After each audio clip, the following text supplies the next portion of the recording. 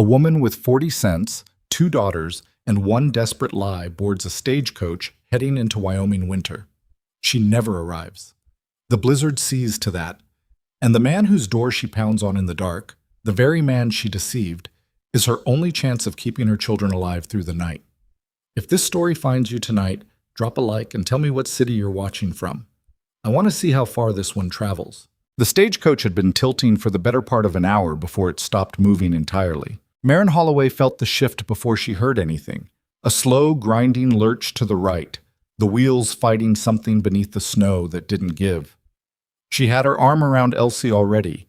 Instinct more than thought, the way a mother's body moves before the mind catches up. Nora, 12 years old and already practiced at pretending she wasn't frightened, had pressed herself flat against the interior wall and said nothing. The driver shouted something. The words didn't make it through the wind. Then the coach stopped. Not the gentle stopping of a scheduled rest, the full dead stop of something that wasn't going to move again. Outside, the blizzard had been building since early afternoon.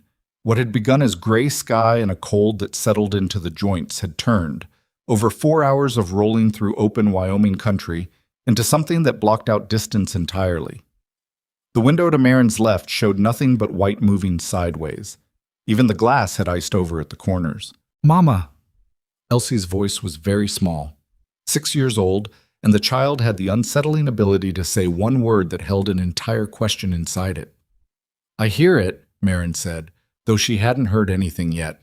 She pulled her youngest tighter against her side and looked at Nora, who was already looking back at her with those careful eyes that had gotten too old too fast.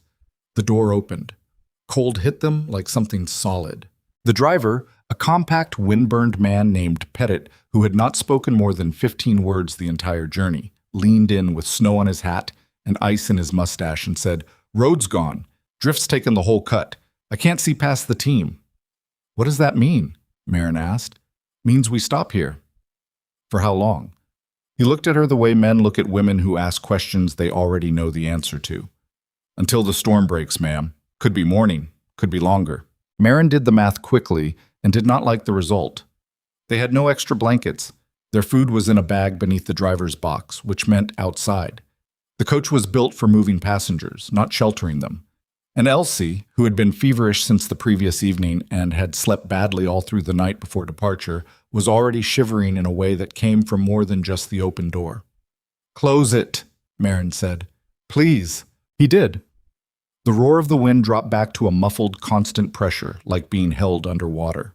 Nora pulled her coat tighter and said quietly, "How cold is it going to get?" "Not so bad," Maren said. "We'll keep warm." "Mama." "What?" "You already used that voice." "What voice?" "The one where you say it's fine and mean something else." Maren looked at her daughter for a moment, then pulled Elsie into her lap and wrapped both arms around the child. Nora moved closer without being asked. They lasted perhaps 90 minutes like that. The temperature inside the coach dropped faster than Maren had expected. Wood held cold differently than stone or brick, and the storm was pressing against every seam of the carriage with a persistence that felt almost personal. She had given both girls her outer coat, which left her in a wool dress and a shawl that was doing nothing useful. She kept moving her feet. She told stories. She counted things aloud with Elsie, who had rallied briefly into something like alertness, naming the colors of stones she kept in a small cloth pouch in her pocket. "Red," Elsie said. "That's a good one," Maren told her. "What else?" "Gray, and that one's almost white, but not white." "Quartz," Nora said. "Quartz," Elsie repeated, satisfied. Outside, the horses had gone quiet in a way that was not peaceful. Maren heard Pettit moving around up top, heard him call to them in a soothing voice that went unanswered. Then she heard a sound she could not immediately identify, something heavy and rhythmic, and then nothing from Pettit at all. She waited. She waited longer than she should have. "Stay here," she told Nora. "Mama, stay here with your sister, and don't let go of her." She opened the door herself this time, and the cold was not a shock so much as an erasure. It took her breath in a single clean pull. She climbed down into snow that hit her at mid-thigh and stood at the front of the coach, looking up at the box. Pettit was slumped sideways. His hand had caught in the rigging somehow, which was the only reason he hadn't fallen. Even in the white-gray light of the storm, Marin could see the color had gone from his face entirely. His eyes were open. She had seen death before. She did not waste time with it now. What she understood, standing in waist-deep snow with the wind cutting at her face, was the shape of the situation. The driver was dead. The horses had gone. She could see the broken traces, the way they'd bolted free. The road, wherever it was under the snow, might as well not exist. And behind her in the coach, Elsie was already hypothermic in the early stages. She was almost certain of it, and Nora was 12 years old and frightened and trying not to show it. Marin stood in the blizzard and made herself look at the landscape. She almost didn't see it. A light. Far off, maybe half a mile, maybe more. Just a single point in all that white and gray, the kind of thing the eye dismisses as a trick. She looked away and looked back. It was still there. She climbed back into the coach and her hands were already clumsy. "Nora," she said, "I need you to listen to me very carefully and do exactly what I tell you." Her daughter looked at her with those careful 12-year-old eyes and nodded. "There is a light out there. Someone has a lamp burning. We are going to walk toward it." "In the storm?" "Yes." Nora looked at Elsie, who had gone quiet in a way that frightened Marin more than crying would have. "She can't walk in that." "I know. I'm going to carry her." "You carried the bags all the way from the station." "I know." "Your arms are already—" "Nora."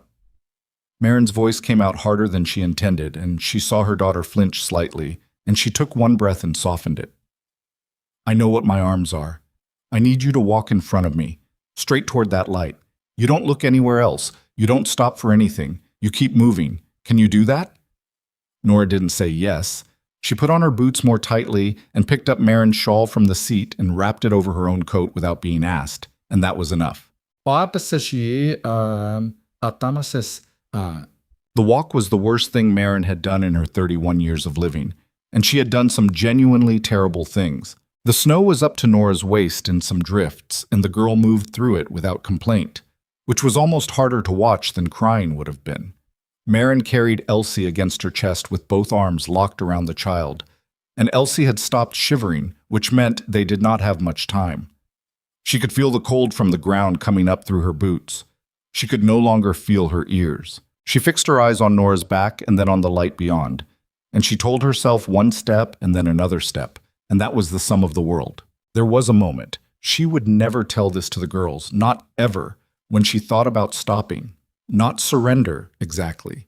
More like the body calculating what it had left and presenting the conclusion quietly.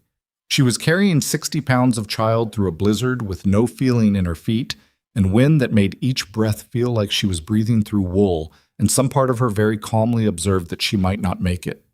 She kept moving. She kept moving because Nora was still moving, and Marin Holloway would follow her daughter into a wall before she let the girl look back and find her mother stopped. The light got larger, resolved into a window.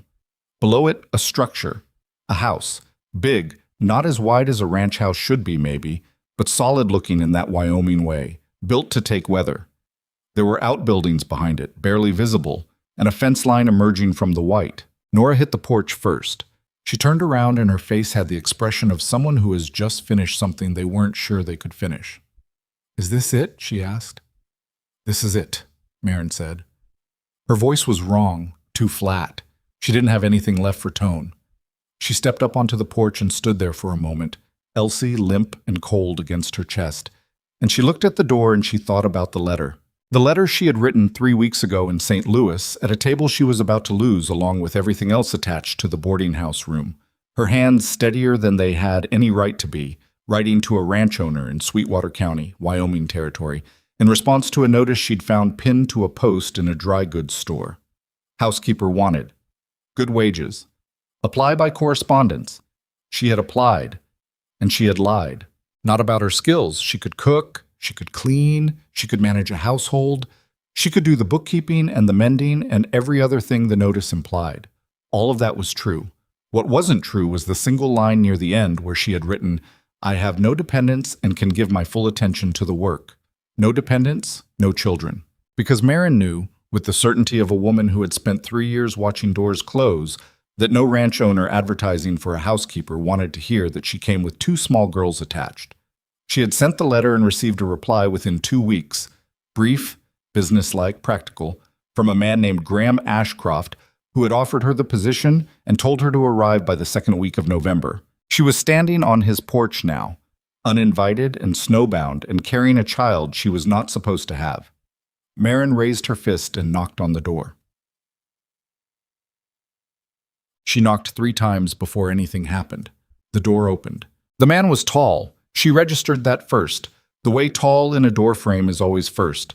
Somewhere past 40, maybe 45, with the kind of weathering that came from decades of actual outdoor work rather than the performed roughness of men who wanted to look like they'd worked. Dark hair running to gray at the temples. A jaw that hadn't been shaved in 3 or 4 days.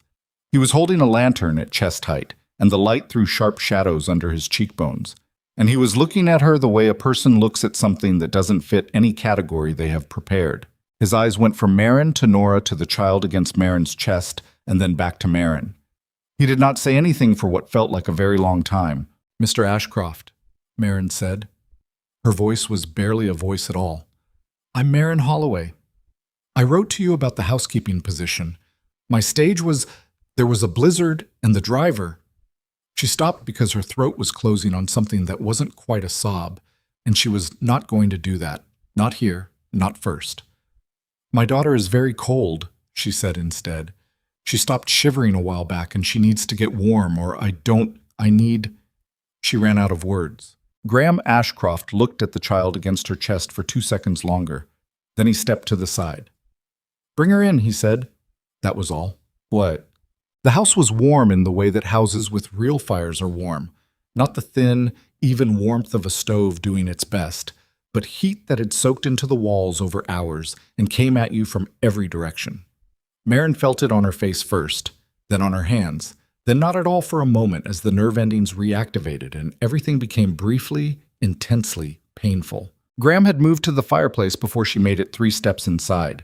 He was pulling a chair, a worn, solid thing with a blanket already over the arm, the kind of chair that had been sat in 10,000 times, closer to the flames. "Set her here," he said. Marin lowered Elsie into the chair. The child's face was too pale and her lips had a grayish cast. And when Marin pulled back Elsie's coat, the little girl's hands were the color of old paper. "How long has she been like this?" Graham asked. "I don't know exactly. She was feverish before we left. The coach stopped maybe 2 hours ago." "Did she lose consciousness?" "No, she's just..." Marin touched Elsie's cheek. Elsie, look at me."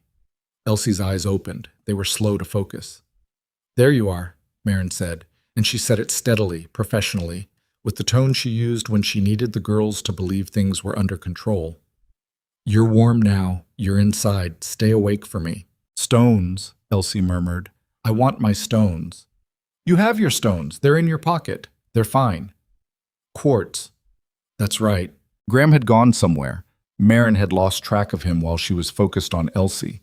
He came back with a wool blanket that smelled of cedar and wrapped it around the child with hands that were capable without being rough, tucking it under her feet, not bothering with asking permission or explaining what he was doing. He checked Elsie's hands briefly, turned them over, touched the fingertips, pressed briefly on the palm, and whatever he found seemed to satisfy some internal calculation because he straightened up and said, "She'll come back. Keep her near the fire. Don't let her fall asleep for another hour." "How do you know?"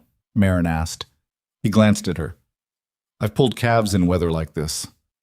That should have been strange to say. Somehow it wasn't. Nora was standing near the door still, exactly where she had stopped when they came in. She had her arms wrapped around herself, not from cold, the house was warm enough now, but from the particular tension of a child waiting to find out what kind of trouble they're in. Marin recognized it. She had put that expression on her daughter too many times. Graham looked at Nora. "There's a kitchen through there," he said. "Pot on the back of the stove. Should still be warm." Nora looked at Marin. Marin nodded. Nora went. That left the two of them standing near the fireplace with Elsie between them. Graham put his hands in his pockets and looked at Marin, and the silence had a particular quality. Not the silence of a man who had nothing to say, but the silence of a man choosing what to say first from a larger selection. "You told me you had no dependents," he said. "I did," Marin said. Tell you that. And yet, the fire popped. Elsie had her eyes open still, watching the flames the way very young children watch fire, with that complete absorption. Marin kept her voice even. I understood that a man advertising for a housekeeper didn't want a widow with 2 children applying for the position. I needed the work. I wrote what I thought you needed to see. She paused. I'm not going to tell you it was right of me. No, Graham said. I'm not going to apologize for it either. Not tonight. She looked at him directly. My daughter nearly died in your yard. I'll discuss whatever you want to discuss after she's warm. Another silence. Longer this time. Fair enough, he said finally. He walked to the kitchen. She heard the sound of a cabinet, then water, then the particular sound of a kettle being set. Marin sat on the floor next to Elsie's chair and rested her forehead against the arm of it, and let herself shake for exactly 30 seconds, which was all she allowed. Graham Ashcroft made tea. He brought it out on a tray with 3 cups and a plate of biscuits that were hard around the edges. He'd made them himself, clearly, and he was not a man who had grown up making biscuits. And he set the tray on the low table near the fire, and did not comment on the fact that Nora had eaten 6 of them in approximately 4 minutes. Thank you, Nora said, with the formal courtesy of a child who had been taught manners as survival tools. Graham looked at her for a moment. You walked that whole distance? Yes, sir. In those boots? Nora looked down at her feet. The boots were thin, meant for a milder season, and they were visibly wet through. They're the ones I have. Graham nodded slowly like he was filing something away. He didn't say anything else about it, but an hour later when he'd gone to some back part of the house and returned, there was a pair of thick wool socks on the floor near Nora's feet that hadn't been there before. He didn't mention them. Nora didn't mention them. She put them on without comment, and that was that. The evening passed in a kind of provisional quiet. Elsie was awake within the hour, properly awake, complaining about the biscuits being hard, which made Nora laugh and Graham go very still for a moment in a way that wasn't quite a smile but was adjacent to one. Her color had returned and her hands were warm and the grayness had gone from her lips, and every time Marin checked, Elsie was more herself, demanding, curious, asking questions at a pace that exceeded most adults' ability to answer them. Is this your house? Elsie asked Graham. Yes, he said. Do you live here all by yourself? Yes. Don't you get lonely? Graham looked at the child for a moment. Sometimes, he said. Elsie seemed to find this a satisfying answer. She went back to arranging her stones on the arm of the chair. Marin watched Graham watch her daughter and tried to read the expression on his face. She had been reading men's faces for years, sometimes for survival, sometimes just for information. And Graham Ashcroft was harder to read than most. He wasn't cold. That was clear enough. The blanket, the socks, the tea, the way he'd checked Elsie's hands with the same competence he'd apply to anything else that needed attention, none of that was cold. But he wore his warmth buried under about 7 layers of something else, and Marin couldn't tell yet what that something else was. Not indifference, something more active than that. She was too tired to solve it tonight. Graham showed them the rooms. The house had more of them than she'd expected. 4 on the upper floor, a 5th that he used as an office. He put Marin and the girls in 2 adjacent rooms that smelled of disuse, of windows kept closed and beds not slept in. The mattresses were good, though. Feather stuffed, not straw. Someone had built this house intending to use it fully. Bathroom is at the end of the hall, he said. Water comes from the pump, but it's cold this time of year. I keep a bucket heating on the kitchen stove at night. That's... Marin started. I'll show you where the extra blankets are. He showed her. He did not linger. At the door to his own room, he paused with his hand on the frame and said, without turning all the way around, We'll talk in the morning about the arrangement. All right, Marin said. The storm should break by dawn, maybe a day after. All right. He went in and closed the door. Marin stood in the hallway and looked at the door for a moment. Then she went to the girls' room, where Elsie was already half asleep, and Nora was sitting on the edge of the bed with her hands folded in her lap, watching the door. What happens now? Nora asked. Marin sat on the bed beside her. We sleep. And tomorrow? We'll see what he says. Nora was quiet for a moment, then, very carefully, Are we going to have to go? The question was so precise. Not are we in trouble or did you do something wrong? Are we going to have to go? Because that was the real question, the one underneath everything else. The question Nora had been carrying since before they left St. Louis, since before the boarding house, maybe since before her father died and took the last fixed point of their lives with him. Marin put her arm around her daughter. I don't know yet, she said, but I'm not leaving without a fight. You know that. Nora leaned against her briefly, the way she had done more freely when she was younger. I know, she said. They sat like that until Elsie made a sound in her sleep that was either contentment or a complaint about something in a dream, and then Nora smiled, which was a rare enough thing that it always stopped Marin for a moment. The morning came white and loud. The storm had not broken, but it had shifted, less horizontal, more vertical, still covering everything but with less violence in it. Graham was already up when Marin came downstairs. She could hear movement in the kitchen and smell coffee, which she had not smelled in weeks because coffee was a luxury, and she had been calculating everything in terms of necessity. She stood in the kitchen doorway and watched him for a moment before he heard her. He was moving with the efficiency of a man who had been his own only company for a long time. Not lonely efficiency, but solitary efficiency, everything placed with purpose, no motion wasted. He had a cast iron pan on the stove and was frying something, and the coffee pot was on the back burner, and he was reading a folded piece of paper with one hand while he worked, which was the kind of thing a person only does when they're completely alone. He heard her. He didn't startle, just lowered the paper. Coffee's ready, he said. She poured herself a cup and stood at the counter and waited. He let her wait through about half the cup before he said, Tell me what happened to your husband. Fever, she said. 18 months ago. It took him in 4 days. You've been managing alone since then. I have. In St. Louis. We had a room in a boarding house. I did sewing, laundry, whatever work I could find. The rate went up and then up again, and She stopped. This was not the version of the story that needed to be told. This was the version where the woman sounded like she needed rescuing, and Marin had no interest in sounding like that. I made a decision to find different work, she said instead. I found the notice. I applied. And lied. And lied. Graham turned the food in the pan. What can you actually do? Not what you put in the letter. What you can actually do. Marin looked at him. Cook. Every kind of cooking, including preserving. Clean properly, not decorative cleaning.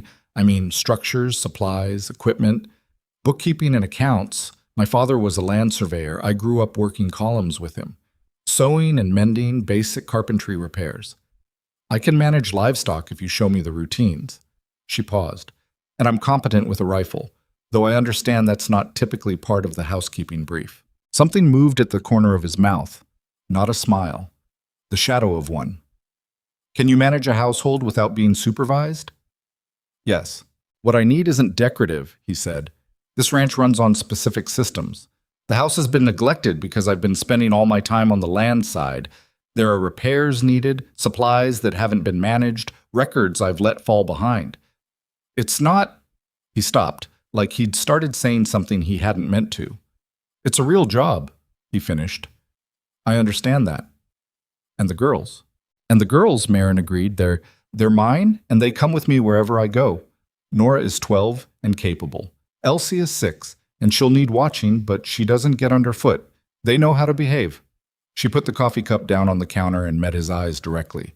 I won't apologize for having them, but I will acknowledge that I deceived you about it, and I am telling you now that I won't deceive you again about anything. If you want to know something, ask me and I'll tell you. That's the only guarantee I can make. Graham looked at her for a long moment, long enough that it would have made a less steady person uncomfortable. One condition, he said. What condition? What you just said. No more lies. I don't care what it is. You tell me straight or you tell me nothing, but you don't make things up to suit what you think I want to hear. I've had enough of that from enough people that I won't tolerate it from someone living in my house. There was something behind that last sentence that she didn't have the information to understand yet. She filed it. Agreed, she said. He nodded once. Then he plated the food, eggs and salt pork, and put 2 plates on the table and said, There are 2 more plates in the cabinet. Go get the girls. The snow kept them for 4 days. Marin used every one of them. It was not a calculated performance, or not entirely. It was more that she had been waiting for a space to be useful in the way she was actually built to be useful, and Graham's house was a catalog of needs that had been waiting a long time for someone to address them. The first afternoon, while the girls slept and the storm raged, she took a proper inventory of the kitchen.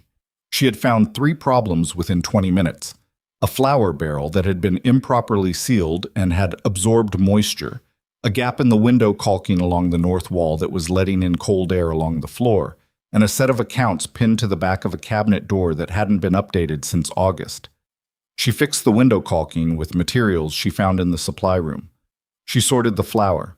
She did not touch the accounts without asking. When Graham came inside from the barn that evening, stomping snow from his boots, she said, "Your kitchen window on the north wall has been leaking cold air. I sealed it. I used the cotton batting and beeswax in the supply room. I can show you which ones if you want to check the work." He looked at her. "You found the supply room." I looked around. I should have asked first. I'll ask in the future. He crossed to the window and ran his hand along the sill, pressing at the new ceiling.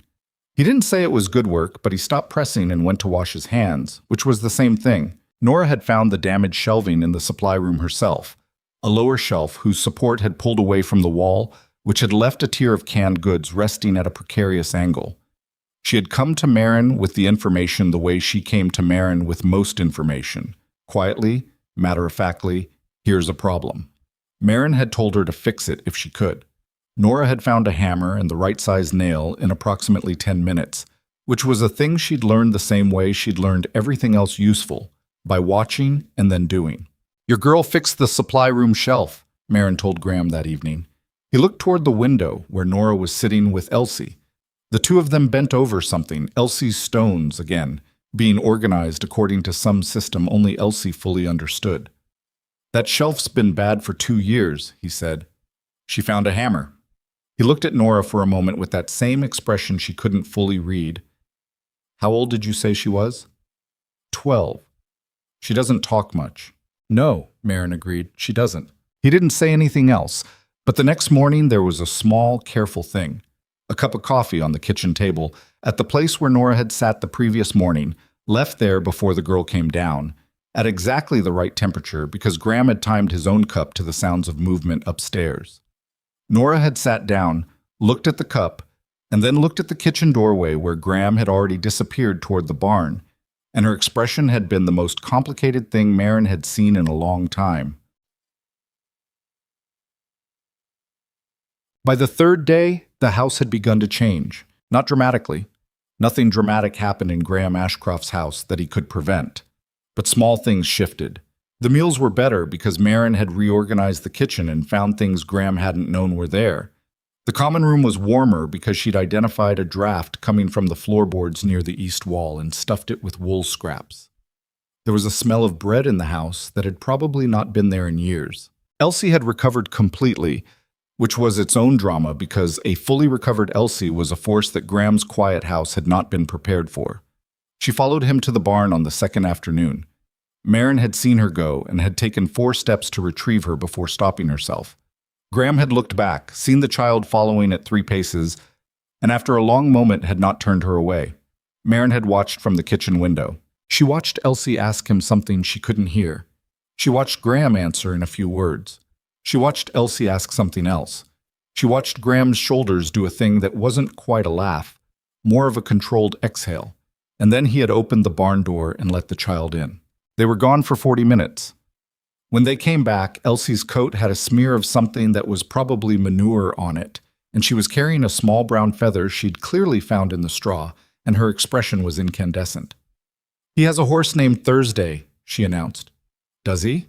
Marin said. "Because he got it on a Thursday. He said that's not a very interesting reason for a name, and I said I think it is because most horses don't know what day they're born, and Thursday does." She examined the feather. "Also, I found this." Graham came in behind her, his expression precisely neutral in the way that required effort to maintain. Marin caught his eye over Elsie's head, and he looked away first, toward the fire, and she thought, "There you are. Not the closed, weathered exterior, the man underneath it, who was harder to protect than he probably knew." Mud. On the 4th day, The storm finally broke. The silence was almost startling. 4 days of wind and then nothing.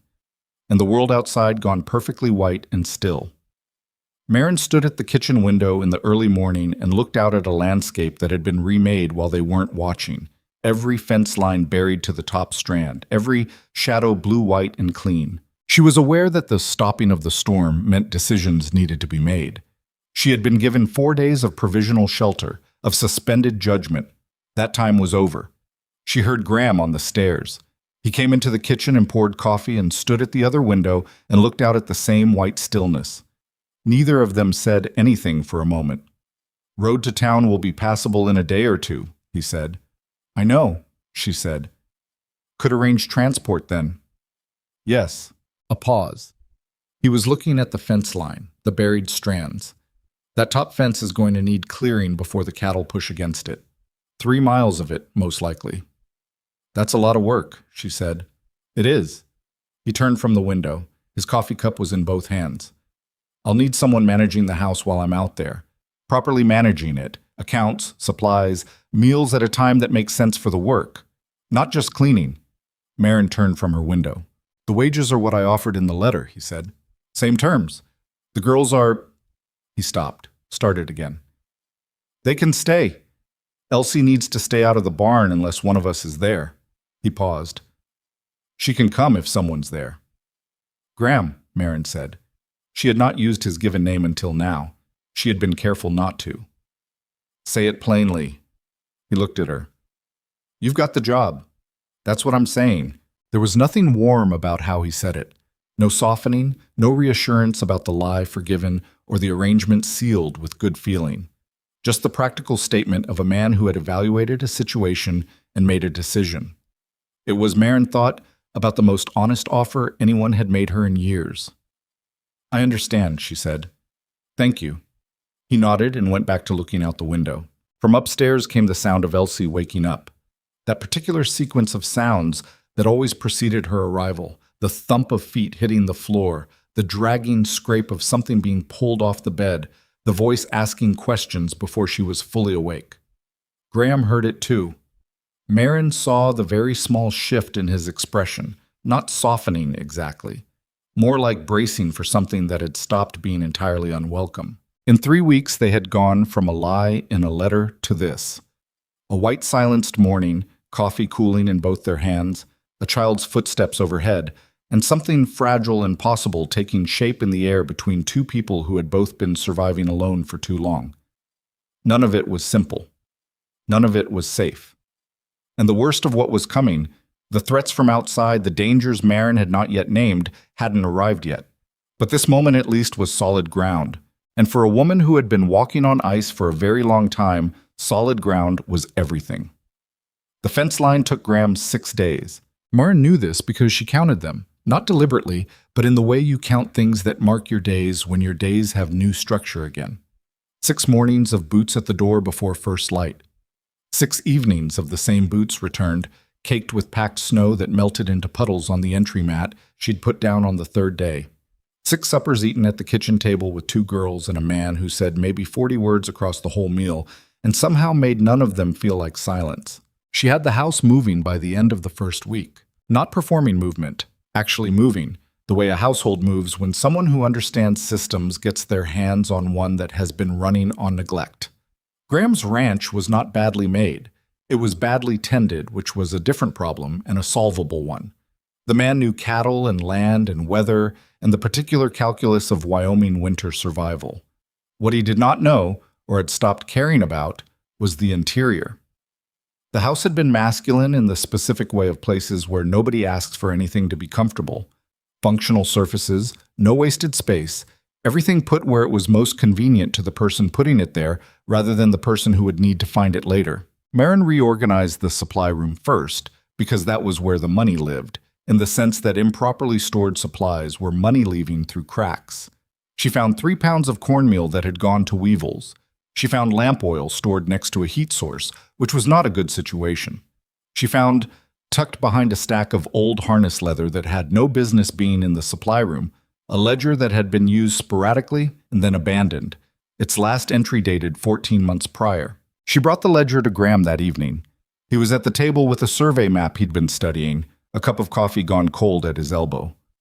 "Found this in the supply room," she said, and set it on the table. He looked at it without picking it up.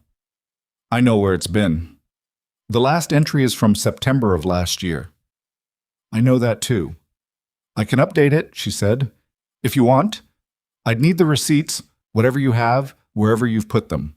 He was quiet for a moment, still looking at the ledger. Then he got up and went to the office and came back with a wooden box that had the specific chaotic energy of a man who had been shoving paper into it every time he didn't want to deal with paper. He set it on the table next to the ledger. "Don't reorganize it in a way I can't find things," he said. "I'll show you every system before I use it." He sat back down with his map. Marin opened the box and started sorting. She worked for 2 hours that evening while the girls slept and the fire settled from flame to coals. Graham stayed at the table with his map for a while, and then he got up and did something in the kitchen, and then he came back and set a fresh cup of coffee near her elbow without saying anything and went back to his chair. She didn't thank him. It didn't seem to require thanks. It was just the kind of small, practical acknowledgement that people make when they're sharing space in a way that has stopped being uncomfortable. It was not a warm gesture. It wasn't meant to be. It was just a cup of coffee, and it meant, "I see you're still working." That was enough. Nora found her footing in the house the way she found her footing most places, quietly, through observation, and then through action so competent that it had already happened by the time anyone noticed. She had identified, within the first week, that the barn required daily maintenance Graham was not always getting to before dark, specifically the stall bedding on the far side that had a drainage problem. She had not pointed this out to Graham or to Marin. She had simply started doing it, arriving at the barn about an hour before Graham usually came in from the outer fence line, mucking the problem stalls and relaying fresh straw, and then appearing at the supper table with hay on her sleeve and a look that dared someone to comment. Graham commented on the third day. "You've been in the barn," he said, which was not quite a question. "Yes?" Nora said. "I didn't ask you to do that." "No." She ate a spoonful of the bean soup Marin had made. "The drainage on the east stalls is wrong. The water runs in instead of out when the snow melts off the roof. The bedding goes bad faster." A pause. "I know about the drainage," Graham said. "It needs a channel cut when the ground thaws." "I know that too. I can help dig it." Graham looked at this 12-year-old child sitting across from him with hay on her sleeve, telling him things about his own barn with the calm authority of someone who had assessed a problem and arrived at solutions. Something crossed his face that wasn't irritation and wasn't amusement, but was somewhere between the two, and he looked at Marin. Marin looked back at him without expression. "She's mine," that look said. "This is what she's like." "We'll see," he said, and went back to his soup. The next afternoon, Marin looked out the kitchen window and saw Graham and Nora in the paddock, Graham explaining something about the fence post alignment with his hands, while Nora stood with her arms crossed and her head tilted, listening. After a moment, Nora said something. Graham stopped. He looked at the fence post. He said something back. Nora said something else, pointing. Graham reset the post Nora's way. Marin turned back to the bread she was kneading and allowed herself exactly one small private smile before putting it away. The ranch's days had a shape now, a rhythm that had been absent before. Marin felt it build across the weeks, the way rhythm always builds. Not announced, not designed, just accumulated until one morning you notice it's been there for a while. Graham was up before light. She heard him every morning, the quiet movement of a man who had learned not to disturb things. Though there was no one to disturb, the habit was older than their arrival. By the time she came downstairs, coffee was made, and he was usually just returning from the first barn check, and they would stand in the kitchen for 10 or 15 minutes that were technically about logistics. The day's work, the weather, what supplies were needed. But that had slowly become the part of the day she found herself thinking about on the way downstairs. Not because of anything said, mostly because of the quality of the silence between the things said. She had known people who were uncomfortable with silence, people who filled it with noise because the absence of noise felt like danger, like being left alone in a room with themselves. Graham was not that. Graham's silences were inhabited. He was still there inside them, still thinking, still present. It was a thing she had not realized she'd been missing until she found herself standing at a kitchen window drinking coffee next to a man who didn't need to fill every available second with sound. It made her trust him more than most of his words had, and she wasn't entirely sure what to do with that. "You're distracted," Nora said one afternoon, not looking up from the mending she was doing. "I'm thinking," Marin said. "About what?" "Inventory." Nora's needle paused for half a second. Then, "All right." She did not believe the inventory explanation, and they both knew it, and neither of them said anything further on the subject. Elsie's relationship with Graham developed on its own terms, which were almost entirely Elsie's. The child had decided, within the first week, that Graham's reluctance to engage her was not a preference to be respected, but a problem to be solved. She approached this the way she approached most problems, incrementally, persistently, with no apparent awareness that the other party might have a preference in the matter. She had started with the stones. She had shown him each one, individually, explaining its particular merits. Graham had listened to this with the expression of a man sitting through a thing he did not have a clear exit from, and he had said things like, and that's a good one, and occasionally, what do you call that color again? And Elsie had filed every response and used them to extend the next conversation. Then she had graduated to questions. "How come you don't have any pictures in your house?" "Never got around to it." "Our house in St. Louis had a picture of a river. Mama said it was the Mississippi, but she wasn't sure." "Could have been." "Do you have a river?" "There's a creek on the east side of the property." "Can I see it?" "It's frozen right now." "Can I see it when it's frozen?" A pause. "Maybe." "Is that a yes, maybe, or a no, maybe?" Graham had looked at Marin, who had been listening from the kitchen doorway. His expression asked, with great economy, "Is this always what it's like?" Marin had lifted one shoulder. "Pretty much." He had turned back to Elsie. "It's a we'll see, maybe," he said. Elsie had absorbed this. "That's better than no," she decided, and climbed off the chair to go find her stones. He watched her go, and then he looked at the table, and he did the thing with his jaw that Marin had learned to read as a thought he wasn't going to say. She went back to the kitchen and didn't press him, but she was fairly certain she knew what the thought was. It was something like, when did this house start having people in it who answer back? The trouble with the land arrived on a Tuesday in late January. Graham came in at midday, which he didn't usually do, and his face had the closed-down quality of a man absorbing a blow in a way that didn't show. He had a letter in his hand. He stood in the kitchen doorway while Marin was at the stove and didn't say anything. She turned around. She saw the letter. "What is it?" "Surveying notice," he said.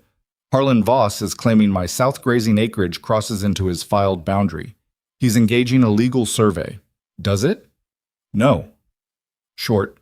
Final. "I've held that boundary for 11 years. My father held it before me. I know where it runs." "Do you have documentation?" He crossed to the table and sat down and unfolded the letter and read it again. The way people reread things they're hoping will change on second reading. "I have my father's original survey notes. They're not formal filed documents. They're field records." "May I see them?" He looked up. She was still at the stove, had turned the heat down, was wiping her hands on her apron. She looked back at him with the expression she used when she was asking a practical question and wanted a practical answer. "Why?" he asked. "My father was a land surveyor," she said. "I told you that. I worked with him through most of my childhood and into my early 20s. I can read survey notation." Graham was quiet for a moment. "The records are in the office," he said. "Top drawer." She found them 20 minutes later and brought them back to the kitchen table and spread them out. They were exactly what he'd said. Field records, handwritten, in the cramped notation of a man who'd learned surveying before there were standardized forms for it. She worked through them slowly, cross-referencing the letter from Voss's legal representative, checking the bearing marks and chain measurements against the boundary descriptions. After a while, she said, "Your father marked 3 fixed reference points along the south boundary. If those reference points still exist, if their physical markers still in place, you have a strong legal foundation." "They exist," Graham said. "I've seen them." "Then the question is whether they've been documented in a way a court would recognize." She looked up. "Do you know a surveyor in town?" "I know 2. One's in Voss's pocket." "The other?" "Old man named Reardon. He's honest. He's also half blind and charges twice what most would." Can you get him out here before the legal survey happens? Graham looked at the papers on the table. Something in his posture had shifted, less closed down, more calculated. Probably, he said, if the road holds. Then do it, she said, and let me make proper records of these before he comes. Reardon will do better work if he has clean documentation to compare against. She paused. With your permission. He was quiet for another moment, then, what do you know about survey notation specifically? Enough, she said. Baseline measurements, bearing calculations, traverse methods. My father used the older rod and chain system, same as these notes.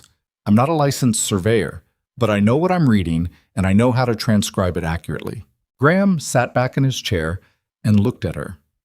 Not evaluating, exactly. Something more specific than that. Recalibrating. She had been the housekeeper for 6 weeks. She had managed his kitchen and his accounts and his supply room and had done all of it well. He had, she suspected, been thinking of her primarily in those terms. The information that she could read survey notation the way other women read recipes was reorganizing something in his understanding of her. She waited. Do it, he said. I'll contact Reardon.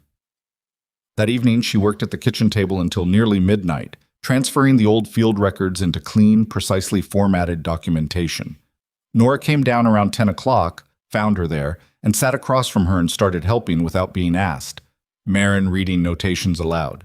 Nora's neater handwriting copying the numbers into columns, while Marin checked the math. What are we doing? Nora asked, midway through the second page. Protecting the ranch, Marin said. Nora looked at the papers, then at the window that showed nothing but dark and cold, then back at the papers. She kept writing.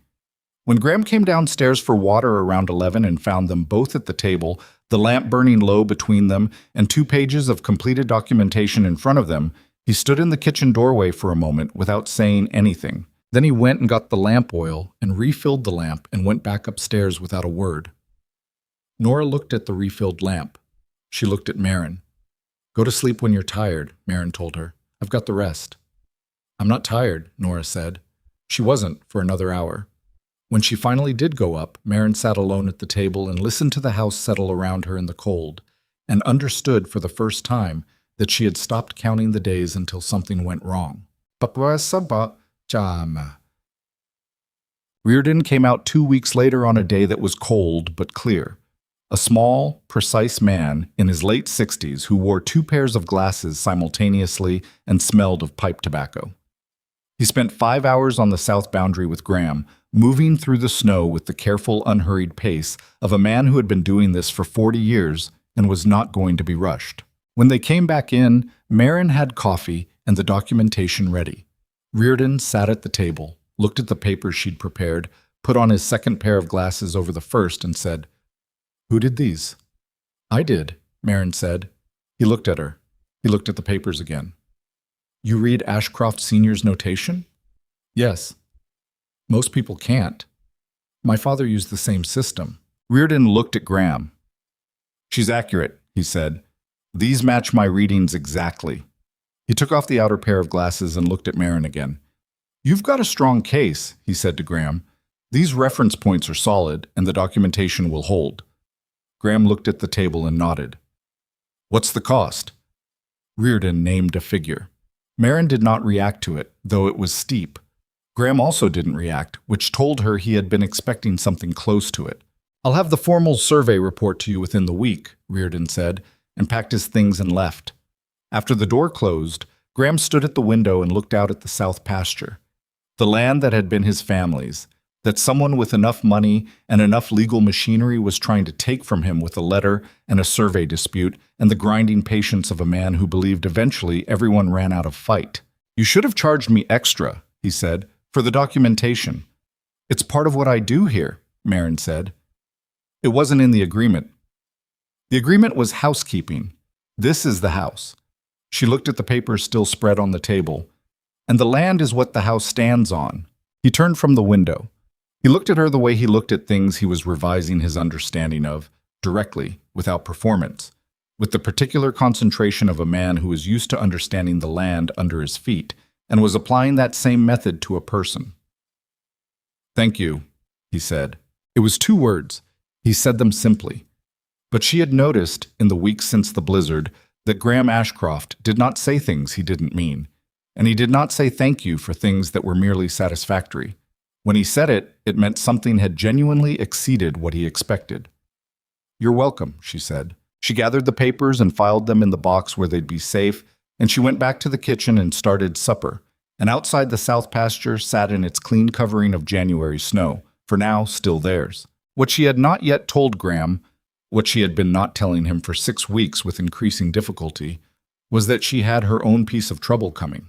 That somewhere back in Missouri, a letter was probably already written, already moving, headed toward her like weather building on the horizon she couldn't see yet. She had told him she would not lie to him. She had kept that promise in every particular. What she had done instead was wait, and hope the storm would stay far enough behind her that she could build enough solid ground here before it arrived. She was starting to believe that had been a mistake. She stirred the pot on the stove and said nothing, and the house was warm and the girls were upstairs, and for tonight, at least, that had to be enough. Reardon's formal survey report arrived on a Wednesday, and by Friday, Harlan Voss had withdrawn his boundary claim. There was no ceremony to it, no confrontation, no dramatic reversal. Just a second letter from Voss's legal representative, briefer than the first, informing Graham that his client had reviewed the survey findings and would not be pursuing the matter further. Graham read it at the kitchen table, set it down, and went to check on the cattle. When he came back in for supper, he didn't mention it. Maren had read it when she set the mail on the table, and she didn't mention it either. It was Nora who finally said over bowls of beef stew, "Does this mean the land is safe?" Graham looked at her. "For now." "What does that mean?" "It means Voss found a cheaper target somewhere else." He tore a piece of bread. "Men like that don't stop. They just move to the next thing that looks easier." "But we won," Elsie said, with the simple satisfaction of a 6-year-old who had absorbed the situation in broad outline. Graham looked at Elsie for a moment. "We kept what was already ours," he said. "That's different from winning." Elsie considered this. "I think it's the same thing," she said. Something moved at the corner of his mouth. "Maybe," he said, and went back to his stew. Maren ate her supper and listened to this and felt the specific pleasure of a household that had learned to argue small points across a table without anyone being frightened of the outcome. She felt it, and then, almost immediately, felt the shadow behind it. The thing she'd been not saying for 7 weeks, the letter she was waiting for, the storm she'd been watching build on the horizon while she told herself there was still time. She had been wrong about the time. The letter arrived the following Monday. She knew it before she opened it. The handwriting on the envelope was careful in the way that people are careful when they want to look reasonable. Each letter formed with deliberate precision, the kind of penmanship that announced itself as civilized and meant nothing of the sort. Silas Holloway, 14 Carver Street, Independence, Missouri. She stood at the kitchen table with the letter in both hands and the house quiet around her. Graham out on the south pasture, Nora at the barn, Elsie asleep after lunch. And she held it for a full minute before she opened it. It was 4 paragraphs. The first paragraph asked after her health and the health of the girls, which she read the way you read a pleasantry from someone who has never been pleasant, as performance, as the formal opening move of something that had been planned at some length. The second paragraph informed her that Silas had engaged a solicitor to explore the question of guardianship rights under Wyoming territorial law, as he remained deeply concerned for the welfare of his late brother's children. The third paragraph suggested that an unmarried woman working as a domestic employee in a remote location was not a stable environment for 2 young girls, and that a proper family home in Missouri, with established community ties and a male guardian who shared the girls' bloodline, would serve their interests far better. The fourth paragraph requested her voluntary cooperation with the legal transfer of custody, and noted that if she chose not to cooperate, he would be pursuing the matter through the territorial courts regardless. Maren read all 4 paragraphs twice. Then she folded the letter back into its envelope and set it on the table and looked out the window at the south pasture where she could see the dark shape of Graham moving along the fence line a quarter-mile out. She thought about what she had. She thought about what she didn't have. What she had. A housekeeping position. Wages that were fair and paid on time. A good house. A stable situation. The goodwill of an employer who had kept his word every day since he'd given it. What she didn't have. A legal status that would mean anything in a territorial court. She was an employee who lived in a man's house with her children, which a skilled lawyer would describe in whatever terms served the argument best. Silas had money, not a fortune, but enough to fund a legal campaign. She had 40 cents when she'd arrived and wages she'd been saving carefully, which added up to not nearly enough. She was an unmarried widow with no family connections in the territory, working a domestic position whose own letter of employment had contained a documented lie. Silas would find that out. Silas was the kind of man who found things out. She picked up the letter and went to find Graham. He saw her coming across the pasture before she reached the fence, and he stopped what he was doing, which was tightening a loose post with the patient efficiency of a man who had done this 10,000 times. He read her face in the way he read weather, not from a single feature, but from the overall quality of it, the way things were held. "What happened?" he said. She held out the letter. He read it where he stood, one hand still on the fence post, his breath making small clouds in the cold air. He read it once. He turned it over as if checking the back, though there was nothing there. He read it again. Then he folded it and held it and looked at the middle distance for a moment. "How dangerous is he?" Graham asked. "Not violently," she said. "He's not that kind of man. He's the kind of man who uses systems. He finds the rules that work in his favor, and he uses them, and he is very patient and very thorough, and he does not give up." She paused. "He never liked me. He thought his brother married beneath himself.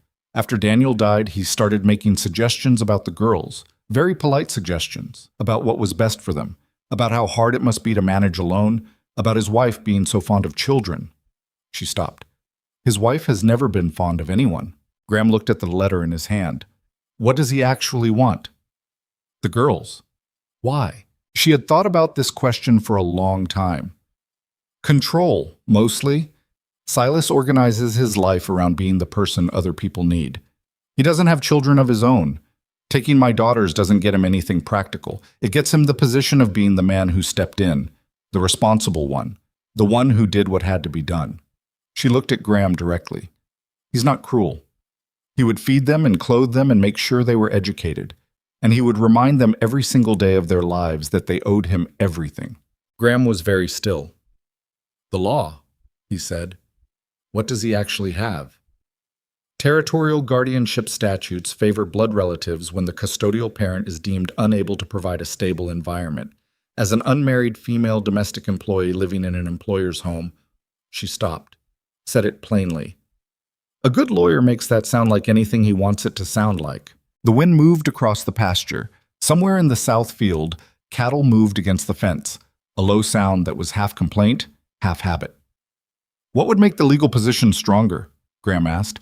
Marin had thought about this too. She had been thinking about it since before the letter arrived, in the way you think about things you're not yet ready to say out loud. "A permanent address," she said, "established ties to the community, a stable family structure that a court would recognize." She looked at the pasture, not at him. "A husband, in the legal sense, someone with standing in the territory." The words sat there between them in the cold air. Graham was quiet for long enough that she had time to regret saying it, to feel the shape of having said too much, to catalog the specific discomfort of a woman who has just implied something she had no right to imply.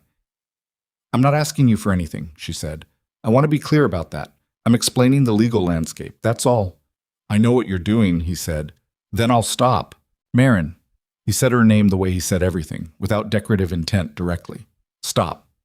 She stopped. He looked at the fence post for a moment, then out at the pasture, then at the letter still in his hand. "I need a day," he said. "All right. Not because I—" He stopped, started differently.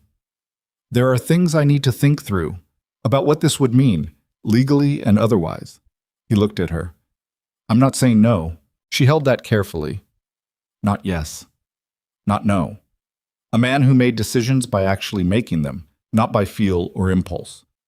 She had seen this about him for 8 weeks, and she respected it, and right now it cost her something to wait through it, but she would. "One day," she said. "One day," he said. She took the letter back and walked back to the house, and she did not look back, and she counted her steps without meaning to. She told the girls that evening, not all of it, not the legal language, not the full weight of what Silas was capable of. But enough. They deserved enough. Nora sat at the kitchen table and listened with the concentrated stillness she brought to information she was processing seriously. Elsie sat next to her and watched Nora's face to calibrate how to feel. "Uncle Silas wants to take us," Nora said. Not a question. "He's claiming a legal right to it. He hasn't taken anyone anywhere." Marin kept her voice level. "I wanted you to hear it from me." "What are we going to do?" "I'm working on it." Nora looked at the table, then at the window, then back at Marin. "Does Mr. Ashcroft know?" "Yes." "What did he say?" "He needs time to think." A pause. Nora processed this. "He's going to help us," she said. Not wishful, analytical, the way Nora made observations, like she was reading evidence. "I don't know that yet," Marin said carefully. "He fixed my coffee every morning for 2 months," Nora said. "He doesn't do things he doesn't mean." Marin had no answer for that. It was accurate, and it was 12 years old, and it was completely correct.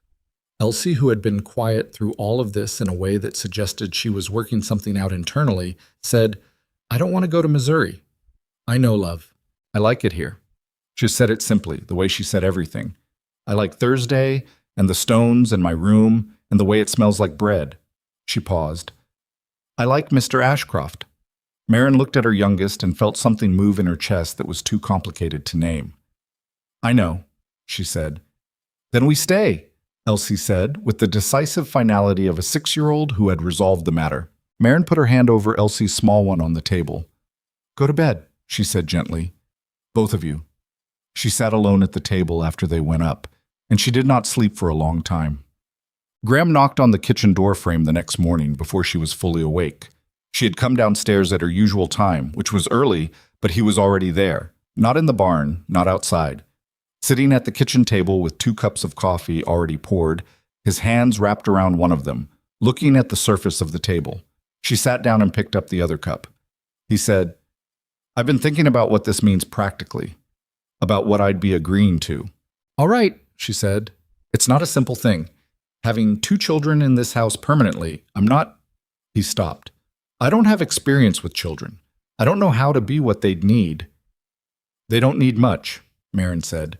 "They need safety and consistency and someone who doesn't leave when things get hard." "I can do those things." "I know you can." He looked at her. "You'd be my wife, legally. That changes things." "Yes," she said, "it does." "It doesn't have to change." He stopped again. This was the most she'd seen him struggle with language in 2 months. Graham was a man who spoke when he was ready, and was usually ready. This readiness was costing him something. "I'm not asking you to pretend anything," he finally said. "I'm not asking you to be something this isn't. It would be a real arrangement with real legal standing. What it is beyond that—" He looked at his coffee cup. "That's not something I'm going to put terms on." Marin considered this carefully. She considered the man across from her, who had let her daughters into his house without being asked, and had fixed Nora's coffee, and had let Elsie into the barn, and had refilled the lamp oil at 11 o'clock at night without making it mean anything it wasn't ready to mean. And she thought about what it cost a man who had been alone for a long time to say, "I am willing to let this become whatever it becomes." Because that was what he'd said. Underneath all the practical language, that was what he'd said. "I understand the terms," she said. Then, he put his coffee cup down. "Marry me." 2 words. No ceremony to them. No flourish. The same way he'd said bring her in on the first night. Direct, practical, meaning exactly what they meant and nothing they didn't. "Yes," she said. He nodded once. "I'll go to the county office in town this week, before the roads turn." He stood up. "I'll take you and the girls." "Graham." He stopped at the doorway. "Thank you," she said. He looked at her for a moment. Not the assessment look, something different, something that was closer to the surface than he usually allowed. "Don't thank me," he said. "It's the right thing to do." He went to the barn. She sat with her coffee and the morning light and the particular weight of a decision that changes the entire shape of a life, and she sat with it until Elsie came downstairs and climbed into a chair and announced that she was hungry, and also had he put new hay in the barn because it smelled different yesterday. "Eat breakfast," Marin said. "Then we'll talk about the hay." They went to the county office on a Thursday. The road had cleared enough for the wagon, barely, and the drive took the better part of 2 hours. Elsie pointed out everything they passed. Nora sat beside Graham on the bench and watched the landscape with the focused attention she gave to things she was memorizing. The county office was a low building on the main street of a town that existed primarily because enough people needed somewhere to register land claims and complain about weather. The clerk was a thin man with a notable mustache who looked at the four of them with the mild curiosity of a man who had processed enough paperwork to believe he'd seen everything. He hadn't seen this exact configuration, apparently, because he looked at Marin and then at the girls, and then at Graham for a moment before he opened his register. "Marriage license," Graham said. "Names," the clerk said, and uncapped his pen. Graham gave them. Marin gave hers. The clerk wrote them down in a careful hand. "Witnesses required," the clerk said. 2. Graham had anticipated this. He'd stopped at a hardware store 2 doors down before the county office and exchanged brief words with the owner, a heavy-set man named Burkett, who owed Graham a favor of some unspecified variety and had agreed with the minimal conversation typical of men who had known each other a long time. Burkett appeared in the doorway now, along with a woman who turned out to be his wife, who looked at Marin with frank female assessment and seemed to find her satisfactory. The ceremony, such as it was, lasted 8 minutes. There was no music. There were no flowers. The clerk read the required words in the bored professional tone of a man who had read them many times. And Graham said, "I do," in the same voice he used to say, "The road's clear," or "Fence post needs setting." And Marin said, "I do," in a voice that was steady because she had decided it would be steady. And Elsie tugged on Marin's sleeve halfway through and whispered, "Are you married now?"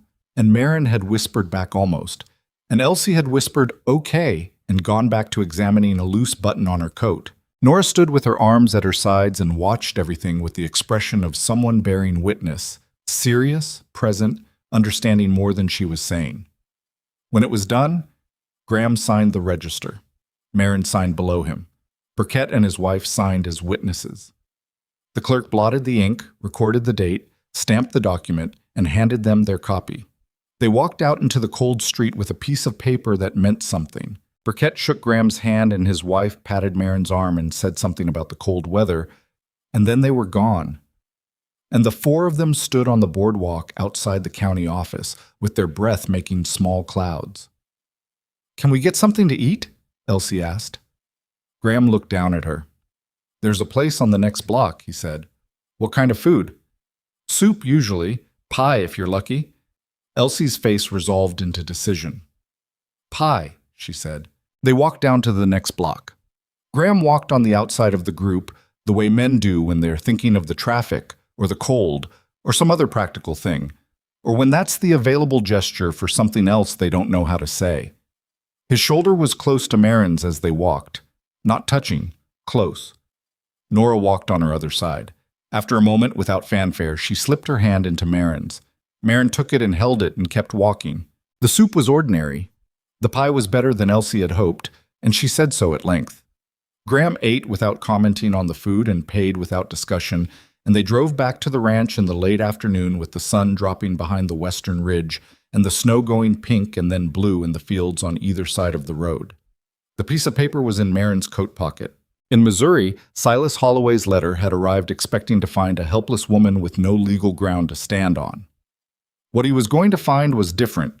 What he was going to find was that the ground had shifted while he wasn't watching, and that the woman he'd been calculating against had stopped standing alone. He would arrive at the ranch before spring. Marin knew that the way she knew weather now, not from a single sign but from the accumulation of them, from the kind of man Silas was, from the way he moved through the world with the patient certainty of someone who expected obstacles to eventually give. She was ready for him to come. She was not afraid of him finding her here. What frightened her, and she was honest enough, in the privacy of her own thoughts, to name it as fright, was not Silas. It was the hour before dawn when she would lie awake and listen to the house settle and think about a man down the hall who had said what it is beyond that.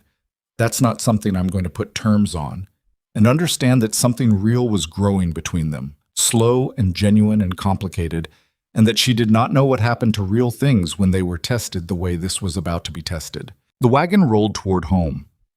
The house came into view as they rounded the last bend, lit warm from inside the way it had looked on the night she'd come out of the storm and knocked on a stranger's door with 40 cents and 2 daughters and a lie she was already sorry for. It looked different to her now. It looked like something worth fighting for. Silas Holloway arrived on a Wednesday in late February, which was not a coincidence. Marin had learned this about him over the years. He chose his timing with the care of a man who understood that arrival itself was a form of argument. Wednesday meant the working week was established, meant people were settled into routine and therefore easier to disrupt. He came in the middle of the day when she might reasonably be alone in the house while Graham worked the land. He came without writing ahead to announce his arrival, because announcing himself would give her time to prepare, and Silas preferred people unprepared. What he did not know was that Marin had been prepared for 3 weeks. She heard the horse and wagon before she saw them, and she was standing on the porch by the time he came through the gate. He was a compact man, Silas, narrow through the shoulders, with the kind of face that arranged itself naturally into an expression of patient concern. He dressed well for the territory, too well, which was its own kind of announcement. He pulled his horse up at the fence and looked at her and then looked at the house behind her and then looked at her again. "Marin," he said. The warmth in his voice was technical, applied like a coat of paint. "Silas," she said. He climbed down from the wagon with the careful movements of a man who did not do a great deal of physical work. He looked around the property with the assessing gaze she remembered, taking inventory, calculating values, locating weaknesses. "This is quite remote," he said. "Yes," she said. "It is." "You look well." He said it like he'd been hoping she wouldn't. "I am well. Come in if you want coffee, or say what you came to say from there. Either way." Something tightened briefly in his face. He had not expected directness. He had expected the version of her that had existed in Missouri, careful, apologetic, managing his feelings because she'd had to. He climbed the porch steps and followed her inside. He saw the evidence of the marriage within 30 seconds of entering the kitchen. Not the certificate that was filed at the county office, but the ordinary evidence that could not be staged in a morning. A man's coat on a second hook by the door, worn and shaped to a specific set of shoulders. 2 coffee cups on the draining board, not one.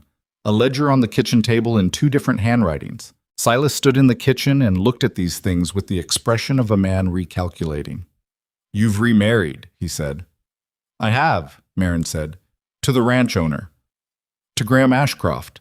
"Yes." He sat down at the table without being invited, which was a habit she had always found particularly revealing. "That was fast," he said. "It was when it needed to be." "How convenient." The warmth in his voice was thinner now. A widow with 2 children employed by a man marries him within months of arriving. That's the kind of arrangement a court examines carefully, Marin. "I imagine it will," she said. She set a cup of coffee in front of him, not as hospitality, but as something to do with her hands. "What exactly do you want, Silas? Not the version from the letter, the real version." He wrapped both hands around the cup. He looked at it. "I want what's best for Nora and Elspeth. I've always wanted that." "You want to be the person who provides it. That's different." His jaw moved slightly. "Daniel was my brother. Daniel has been dead for a 1.5 years, Marin said. "And in that time you sent 4 letters suggesting the girls would be better off in your house. And not one of those letters asked how they were doing. Not one of them asked what Elsie was interested in, or whether Nora was reading well, or whether either of them had been sick." She sat across from him. "You don't know them, Silas. You know what they represent to you. I know that you dragged them across the frontier in winter. I found them a home. You found yourself a marriage of convenience in a remote—" "I found them a home," she said again, quietly. The way you say a thing when you don't need to say it loudly. Silas looked at her. He had the particular stillness of a man rerouting. "The girls are Daniel's blood," he said. "The court will consider that." "The court will consider a great many things," Marin said, "including the fact that my daughters have been settled and stable and thriving here since November, and that any disruption to that arrangement is being pursued by a man who has not seen them in over a year and whose claim is paperwork, not relationship." He stood up. He left the coffee untouched. "I have engaged Harmon Gale in Laramie," he said.